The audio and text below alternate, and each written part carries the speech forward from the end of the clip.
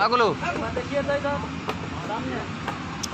चलिए, ready, roll camera, sound.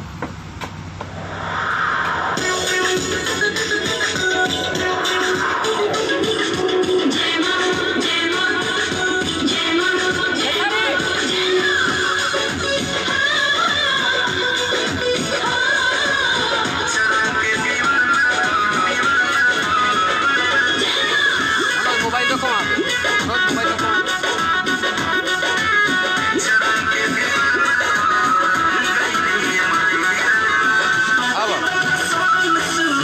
क्या होता है?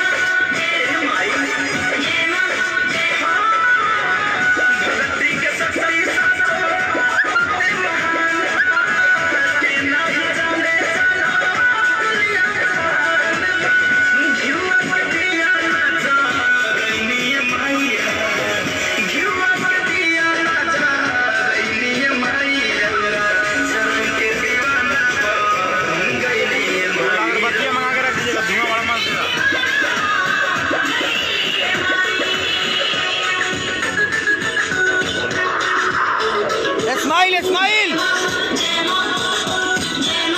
जय हो, नमस्कार, प्रणाम, सबके गोड़ लगा तनी। हम कोरियोग्राफर डायरेक्टर सुनील रॉक और देवी गीत के धमाका शुरू हो गई बड़ुए। लगातार शूटिंग हमने कब चली देवी गीत के सेटअप लाग गई बा डेहरी ऑनसोन में। ऊपर डिस्क्रिप्शन में नंबर अपन दिले बानी, कोई के कॉन्टेक्ट करे को के शूटिंग करे खातिर तो हमरा से कॉन्टेक्ट कर सकेला। और आज भोजपुरी के बहुत ही लाजवाब सिंगर, सुपरस्टार सिंगर धनंजय धड़कन के शूटिंग कर रहा बानी हमनी के। और हम तो रोज़ रोज़ लाइव ना आइला, बड़ा कम लाइव आते हैं हम। आज मैं लाइव हूँ। आप लोग अपना प्यार, दुलार, स्नेह, प्रेम, आशीर्वाद ऐसे ही बनाए रखिए। डेहरी ऑनसोन में सेटअप है हमारा। मैं सुनील रॉक और मैंने डिस्क्रिप्शन में नंबर ऊपर दिया हुआ है डिटेल में, आप नंबर ले सकते हैं, मुझे फ़ोन कर सकते हैं। और लगातार हम लोग देवी गीत कर रहे हैं अब कंटिन्यू। और आज से शुरुआत मैंने किया है सेटअप के। देखिए सेटअप कैसा लगे कमेंट करके बताइए।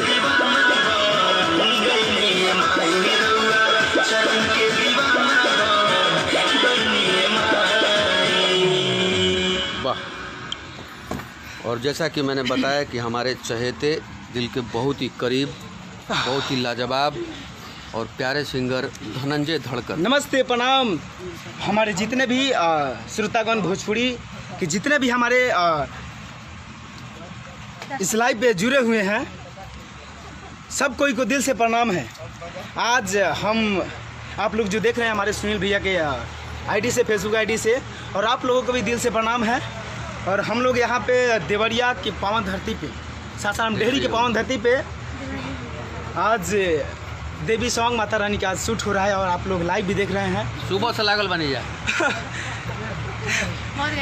बहुत गर्मी में भैया, लेकिन गाना आप लोग सुनी और बहुत ही खूबसूरत गाना। आप हमारी फेवरेट गाना रहे से हम लाइव नहीं अभी कि पाके दरसन सुख पैनी माई रउआ, चरण के दीवाना बन गई माई। क्या बात है, जय हो। आप लोग आशीर्वाद दिया माता रानी से बनाना लगी ऐसे।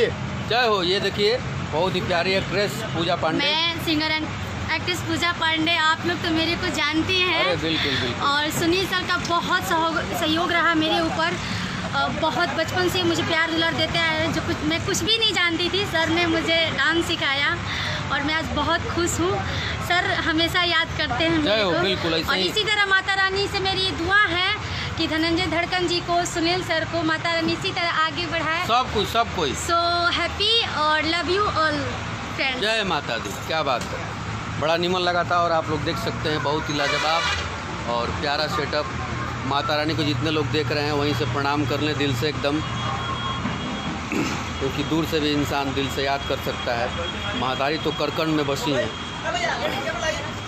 आइए 2 शॉट लेंगे, टचअप करो टचअप। और बहुत ही प्यारा सेटअप कोशिश किया हम लोगों ने बनाने का। बस आप लोगों से निहोरा और विनती रही है कि भैया लोगन आप लोगों गाना की सुनी और ढेर सारा आशीर्वाद दी। RCM म्यूजिक भक्ति सागर से जा रहा बा अभी, और बहुत ही अच्छा माता रानी के गाना एक पर एक बार और आप लोगों ने सुनी और ढेर सारा आशीर्वाद दी। कहे कि हम लोग यहाँ के बानी जा सारा करके यहाँ के मेहनत करत तानी, और ये मेहनत के रंग लाइव आप लोगन और आप लोगन सुनब और आप लोगन चाहिए। बस आशीर्वाद देव तब फहरात रही रहा भाई और लड़का ही लगा। क्या बात है, एक लाइन फिर से गा दीजिए धनंजय बाबू। कि पाके दरसान सुख पैनी माई है, कि पाके दरसान सुख पैनी माई रहुआ। इधर लाइए। हाँ कि रहुआ चरण के दीवाना बन गईनी माई रहुआ, चरण के दीवाना बन गईनी माई। ये मेरा रहा पूरा फुल टीम, हमारे जितने भी भाई लोग। जय माता दी। क्या बात है। और हमारे कुछ टीम लोग बिखरे हुए हैं, आप लोग जरा आएंगे यहाँ पे। हमारी खूबसूरत चेहरे को लेकर, खूबसूरत चेहरे के लेकर इस गाने को सजा रहे हैं मेरे बहुत सारे एक्ट्रेस हैं। धनंजय जी, मैं आपसे बात पूछना चाहती हूँ। जी आइए, आप लोग भी आइए। मेरे एरिया में आपको कैसा लग रहा है? इस एरिया में तो एरिया ना रहुआ अपन भाषा बोलता नहीं। अच्छा बोली ना। लेकिन हमारे एरिया में आके कैसा लगता? और एरिया अच्छा बात मन लगाता अभी लगातार शहर की बात। Thank you. ठीक ना। और हमारे सारे एक्ट्रेस लोग हैं, देखिए। नमस्ते, प्रणाम। जय हो। बोलो नाम बताइए। और माय नेम इज प्रीति सिंह और मैं सर के पास काम करती हूँ और मुझे यहाँ पे काम करके बहुत ज़्यादा खुशी मिलती है। और आपको कैसा लग रहा है जी? हमको बहुत अच्छा लग रहा है। और अपना नाम? मेरा नाम चांदनी चुलबुल। और चांदनी जी है, देखिए, और चांद की तरह भी लग रही है। लग रहा है कि वहाँ से चांद टूटकर यहाँ भी आई है मेरे पास। और आज देवी सॉन्ग में आज सारे कोई है टीम में, तो बस आप लोग ऐसे आशीर्वाद बनाए रखे। तब तक चलते हैं, अभी गाने का टेक बचा हुआ है। फिर से दिखाते हैं आप लोगों को। Love you all. जय हो जय हो जय हो जय हो। क्या बात है। और हमने के मेहनत कर रहा बानी जा। देवी गीत के लगातार शूटिंग अब चालू हो गई बा। जलने वाले भी आगे बढ़ते रहे हैं, महतारी का आशीर्वाद उन पर भी पड़ता रहे। सूरज पांडे जी, रॉक सुनील बिंदास, जावेद तबला वादक हमारे बहुत ही अच्छे मित्र। कैसे हैं जावेद बाबू? और बड़ा नीमन लगा था। हमने के लगातार शूटिंग कर रहा बानी जा। अब बहुत ही प्यारा सेटअप, बहुत ही खूबसूरत, और स्वागत है आप सभी लोगों का दिल से। आप लोग आइए और हम लोग देवी गीत ऐसे ही करते रहेंगे, एकदम बढ़िया बढ़िया बढ़िया बढ़िया। क्या बात है। आइए 2 शॉट। बापू आप लोग केवल खड़े हो जाओ थोड़ा सा। तो आइए बाबू। प्रीति जी आइए। नहीं हाय चलेगा। आइए, इसके बाद सिंगल कट। नहीं कटा नहीं, वहाँ पे नहीं कटा। आइए लड्डू जी, रेडी। मसूरिया मेल हमारे भोजपुरी के बहुत ही अच्छे गायक देख रहे हैं। सर कैमरा लेके का मसूरी बाबू देखिए, लड्डू जी। अरे मसूरी भाई कैसन बा? गोकुल जी का हाल चाल? देखा तारा गोकुल देखा तरह का। गुड्डू पंडित जी। है लिखा से जिले के हंडिया लेके हल्का खेलने तो अंड मन मत लगा। जाओ। एकदम सॉफ्ट लगाना है ताकि वो बैलेंस हो जाए, मिले। ठीक है। अमरजीत रॉय जी, क्या बात है। दिल से बहुत बहुत धन्यवाद। इतने सारे लोग देख रहे हैं। पूजा जी हैं, सपना जी हैं, प्रीति जी हैं, चांदनी जी हैं, बहुत सारे लोग हैं। बिल्कुल आशीर्वाद एकदम महतारी को बनल रहो। जावेद जी साउंड दीजिए। मनोज जी साउंड।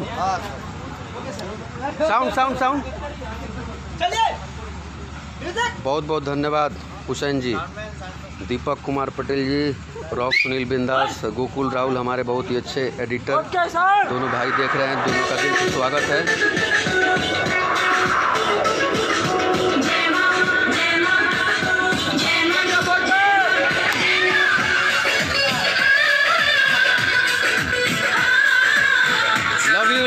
सूर्या मेल।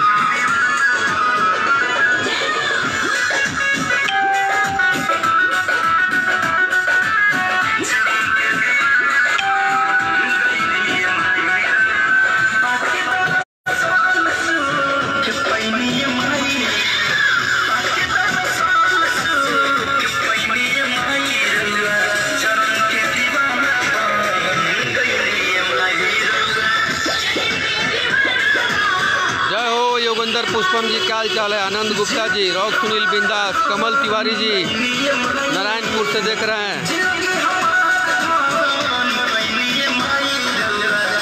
सिंगर शिल्पा सिंह देख रही हैं वाचिंग में, आपका स्वागत है। अक्षय यादव जी, सौरभ जी,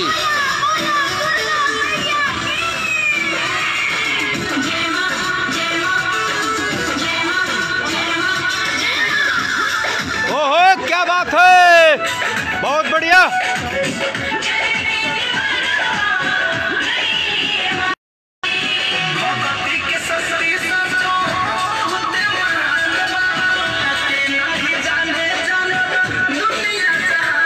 जय हो शिल्पा जी, खुश रहिए, महतारी का आशीर्वाद आपको मिलता रहे, मस्त रहिए, खूब अच्छा गाना गाइए आप दिल से।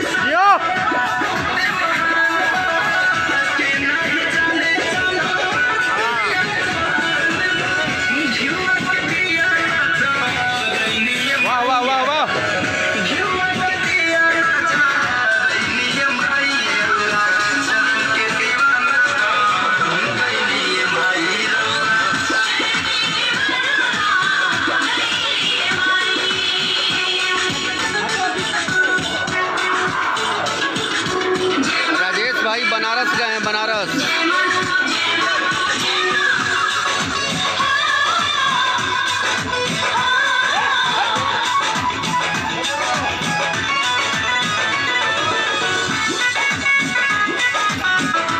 कैमरे पे लड्डू बाबू हैं। कल्पना पांडे जी, बहुत बहुत स्वागत है आपका। प्रीतम बाबू का हलवा, प्रीतम।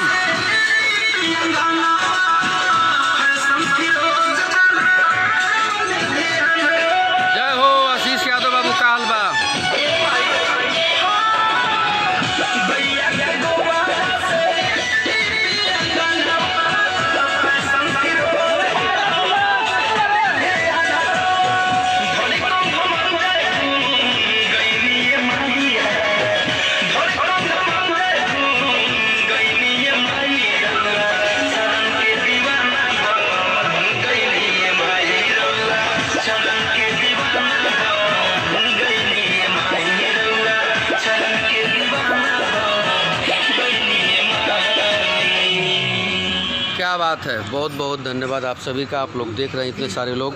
टचअप सनी जी, सिंगल मारे ना सर। हाँ, अब सिंगल एकदम स्टील जाइए आप सब। फट से सुंदर साड़ी पहनी, एक गाना करना जाइए। आप लोग भी दो लोग बदलिए। जय हो यादव जी, बहुत बहुत धन्यवाद भाई। अरे सुपर स्टार होम ने कि भाई हमारे भाई धनंजय बाबू हैं। 100 मिलियन, 150 मिलियन, 200 मिलियन जाला भाई के व्यू। ऐसे ही महतारी का आशीर्वाद मिलत रहो, धनंजय बाबू खूब आगे बढ़ते रहें और ऐसी हमेशा हमने की शूटिंग करत रहल जाओ।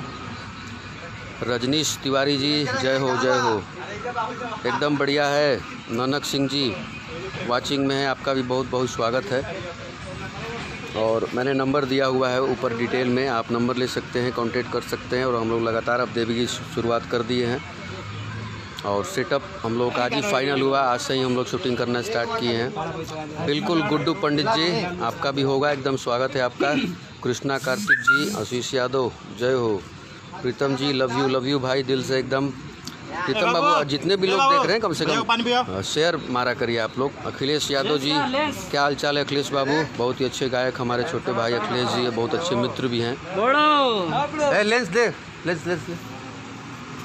और एक बार फिर से लंबा लाइव हो गया, मैं लाइव कम आता हूँ। महतारी का आशीर्वाद आप सभी ले लीजिए, क्योंकि माई के बिना ये दुनिया अधूरा बड़ुए। और आप लोग आशीर्वाद ले सकते हैं महतारी का। प्रणाम, जो लोग भी देख रहे हैं वहीं से प्रणाम करिए और कमेंट करिए। पंकज सोनी जी देख रहे हैं,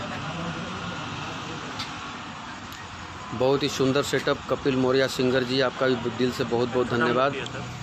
और ऐसे ही अपना स्नेह, प्रेम, आशीर्वाद हम लोगों पे बनाए रखिएगा। हम लोग ऐसे ही मेहनत करते रहेंगे। आपका प्यारा दुलारा, आपका छोटा भाई, आपका बेटा सुनील रॉक, कोरियोग्राफर, डायरेक्टर, और मेहनत कर रहे हैं। मेहनत का फल महातारी के हाथ में है। ऐसे ही प्यार दुलार बनाए रखिएगा। जय माता दी।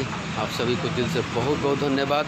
जितने सारे लोग अभी देख रहे हैं और जो लोग बाद में देखेंगे उनका भी दिल से बहुत बहुत स्वागत है। और कमेंट में बताइएगा सेटअप कैसा लगा, दरबार कैसा लगा। और जो लोग भी आने वाले हैं उनका दिल से बहुत बहुत स्वागत है। Love you, thank you. जय माता दी।